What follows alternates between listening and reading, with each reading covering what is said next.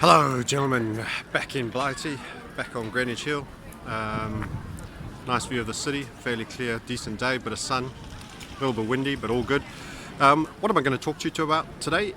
Yes, the US's foreign exchange report. The US's foreign exchange report was out. Didn't call China the out-and-out currency manipulator, nor Germany go so far, but pointed to the trade surplus as a matter of concern on Germany's side, where they're clearly getting a massive benefit on the currency that is too low for Germany, and as I've said before, too high for the southern Mediterranean states. The interesting thing, and the only point I'm going to leave you with here, because I am, if nothing else, Mr. Swiss franc. We've had incredible trades on the franc and caught the major geopolitical events. The interesting thing is the Swiss were mentioned. The Swiss National Bank was mentioned in terms of their ongoing quarterly activity. So if you follow me on Twitter at themarketsniper.com, that's the website, at themarketsniper for Twitter, you will have seen a tweet out of the activity of the Swiss National Bank quarterly. Ongoing purchases since 2014. You can see the big 2015 spike where they were just taking too much on at too fast a rate and had to walk.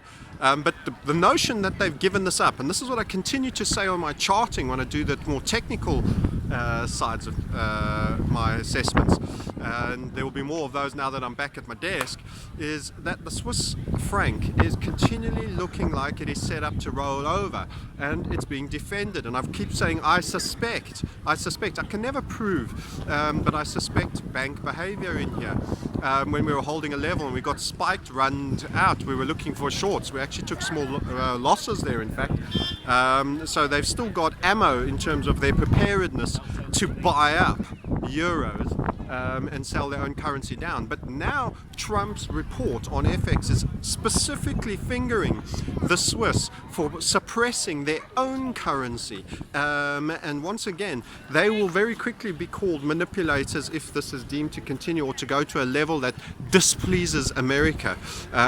Whether we should be caring about what displeases America, every single major nation is a manipulator, and by virtue of setting their interest rates, is trying to keep their currencies low, and monetary policy is, you know, the standard tool for managing currency, as well as trade surpluses and tariffs and many other things. And all nation states do have a hand in controlling their level of their currency. And Carney's recent panic QE binge post the Brexit, which proved totally unnecessary, has contributed to the pound weakness.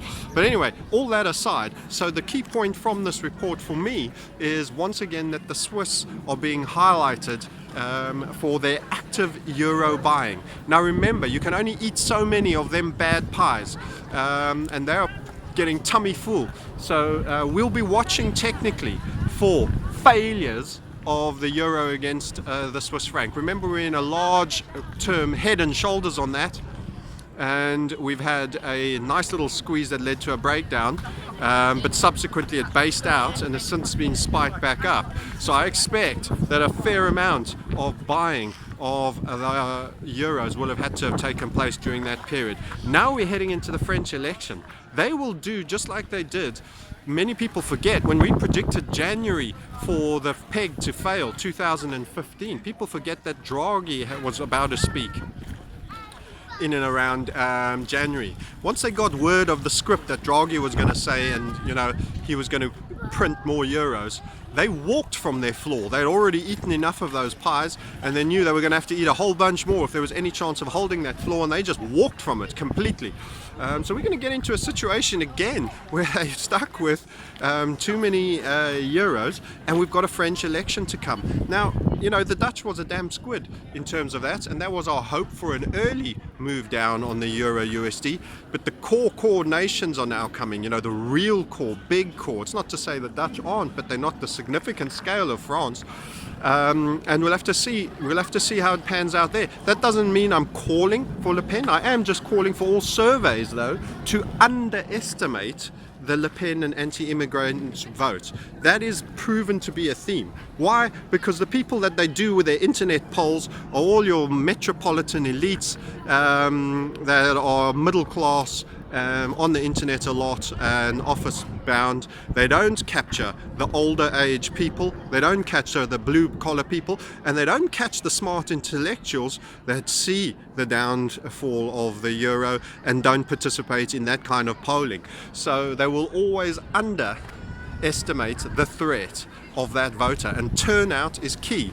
Over here in the UK, all the Brexit Remainers all popped off to Glastonbury's and expected all the other mates to show up at the polls and vote, while the older people went out and voted Brexit.